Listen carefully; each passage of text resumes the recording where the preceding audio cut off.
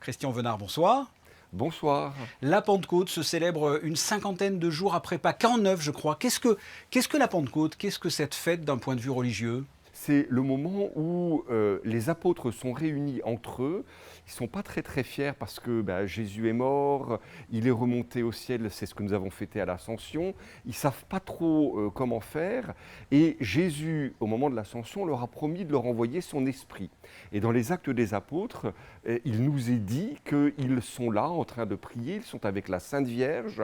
Et à un moment donné, il y a un grand bruit, un grand souffle de vent et des langues de feu viennent se poser sur leur tête, nous racontent les Actes des Apôtres. Et immédiatement après, les apôtres vont sortir, en particulier Saint Pierre, s'adresser à la foule. En parlant d'autres langues.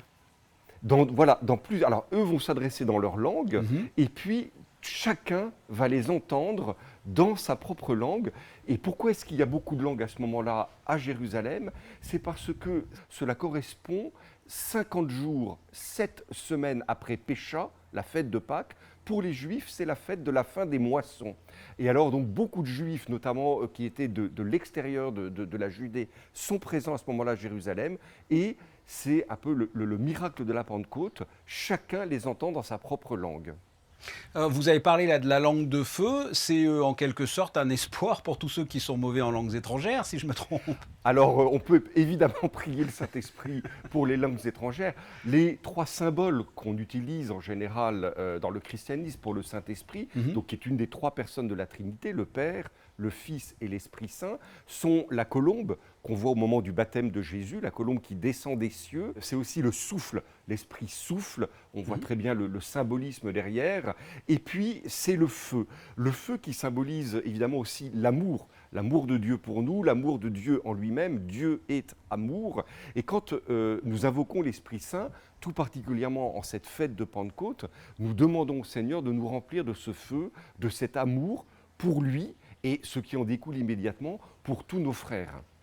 Nous célébrons donc là, vous l'avez évoqué, le Saint-Esprit. Pour ceux qui n'ont pas été élevés, éduqués dans la religion chrétienne, qu'est-ce que le Saint-Esprit? Alors le Saint-Esprit, dans notre foi chrétienne, donc c'est ce lien d'amour qui unit le Père et le Fils.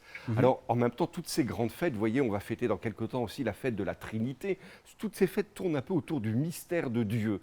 Alors nous croyons en un Dieu qui est Père, qui est le Créateur. Et comme ce Dieu de toute éternité est force d'amour, de toute éternité, d'une certaine manière, il se projette comme force d'amour et il engendre, c'est ce que nous disons au moment où nous disons le credo, il engendre de toute éternité le Fils. Et le Père et le Fils, si vous voulez, ont un amour qui est aussi grand qu'ils sont grands chacun d'entre eux. Et cet amour qui les unit, c'est le Saint-Esprit. La Pentecôte, on pense bien sûr au lundi parce que c'est férié, mais en fait d'un point de vue religieux, ça se célèbre dimanche. C'est une tellement grande fête que dans l'Église, il y avait autrefois ce qu'on appelle un octave.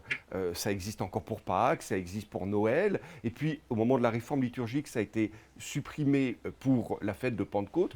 Mais ça veut dire que pendant toute la semaine qui suit, chaque jour, nous refêtons la même fête. Alors, pour marquer un petit peu cette octave de la Pentecôte, dans un certain nombre de pays catholiques, il avait été pris l'habitude, et c'est resté dans beaucoup d'entre eux, en Europe en particulier, d'octroyer ce lundi comme un jour de congé, et ce que nous avons encore par exemple chez nous ici à Monaco. À l'origine, on l'a évoqué, ça part d'une fête célébrant les moissons. C'est une fête agricole au départ. Absolument. Alors, dans le monde juif, dans le monde hébraïque, c'est une fête donc des moissons, et c'est un très beau signe pour nous, parce qu'en même temps, l'arrivée de l'Esprit Saint au moment de la Pentecôte marque en quelque sorte le début de la mission de l'Église. L'Église part en mission. Elle reçoit cet esprit de Dieu pour aller prêcher, ce que vont faire tout de suite les apôtres. Et d'une certaine manière, vous voyez, ça reprend aussi un grand thème de Jésus. La moisson est abondante, mais les ouvriers sont peu nombreux. On célèbre la Pentecôte depuis quand? J'ai lu que c'était depuis le IVe siècle, je me trompe? Alors, dans l'histoire du catholicisme, on a des traces de la fête de la Pentecôte en tant que telle dès la fin du IIe siècle. Deuxième siècle, Mais d'accord. c'est vrai, vous avez raison, cette fête a été généralisée à toute l'Église à partir du IVe siècle. Dernière question, qu'est-ce qui est prévu à Monaco très concrètement pour ces célébrations? Il y a des messes dans toutes les paroisses. Vous savez, à peu près, on a tous les week-ends à peu près une quarantaine de messes célébrées sur la principauté. Et donc, ces messes prennent évidemment un caractère, j'allais dire, très festif, qui est marqué en particulier par la couleur qu'on attribue à l'Esprit Saint. On a parlé du feu. Eh bien, c'est un jour où les prêtres revêtent des ornements rouges.